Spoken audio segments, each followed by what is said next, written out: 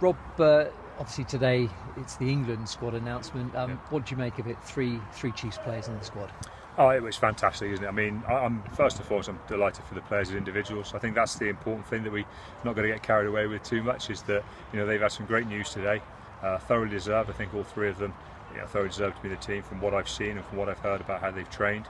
But for us as a club, again, it's just one of those stepping stones we've always wanted to take to show that we're a club where English players can come and achieve their international ambitions, but also where other internationals can come as well, and know that playing for Exeter and playing in the Premiership is a way for you to get the next steps of your rugby, which is playing internationally and even beyond that, playing in a World Cup. So I think both the players individually and ourselves, great news today.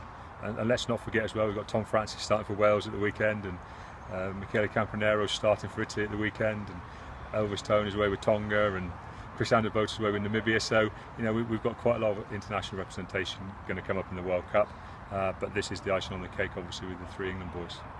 Yeah, you're mentioning there 6 current members of the squad, 2 previous members of the squad for other teams there as well.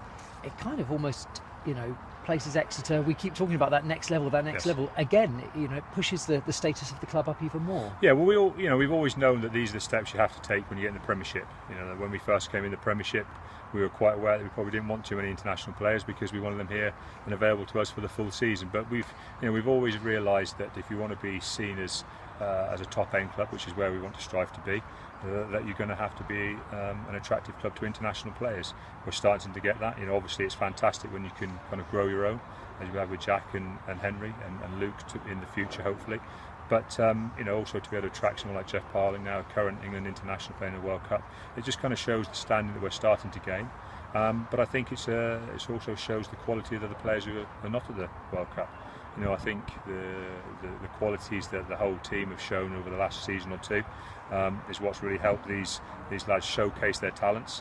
And I think the pleasing thing for me is that we're starting to be a team that can push players forward and can strive to be at the top of the league and can be involved in big games at the end of the season, because ultimately there's no way around it. Most of the international players tend to come from the top 4 or 5 clubs that finish in the Premiership, and there's a reason for that, because they tend to be the clubs playing the best rugby with the best squads, and that's what we're striving to become. And I think having 3 players in the England World Cup squad shows that we're heading in the right direction.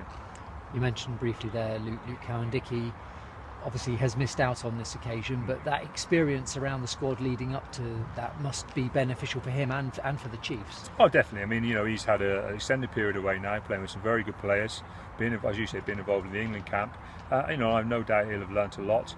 Obviously he'll be disappointed. I'm disappointed for him, obviously, but I think we've got to trust the England management. They've seen a lot of him over the last 5 or 6 weeks.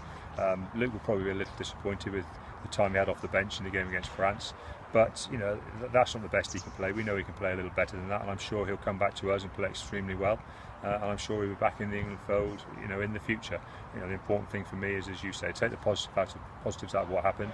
Make sure he gets his head down now and works hard, because who knows, 2 weeks' time there might be 2 injuries, and Luke Cowan-Dickie's back and playing very well for England. So we've got to just manage him as he comes back in and look after him. As I say, I know we'll be disappointed, but I know at the same time, he loves playing rugby, and we'll get him back involved here, and no doubt he'll be flying around Sandy Park soon, and he'll be back in the England selectors' eyes. And finally, just a word about here in Exeter and the stadium here. I think all the games are now sold out. I think it's going to be a great venue, isn't it, for those matches? Oh yeah, I mean, it's fantastic. I mean, you can see the quality of the pitch at the moment. I mean, we've just been having a run around on it. It's like running around on a plush carpet. It's going to be fantastic. And as you say, I think the tickets sold out within days of going on sale. The atmosphere here is going to be fantastic. Exeter's already buzzing, and the World Cup's just around the corner now. And this news of having more players in the England squad is fantastic. The fact that, like I say, Michele Campanero is in the Italy team, we've got an Italian game here. Elvis is in the Tongan team, we've got a Tongan game here. Chris Anderbotes in the Namibian team, we've got a Namibian game here. So you can turn up here as an Exeter Chiefs supporter and support some of your own players as well, which is fantastic. The way it's worked out has been fantastic. And as I said, I'm really looking forward to the start of the World Cup. And we're only a week away from our first pre-season game, so rugby's really going to take off over the next 10 days.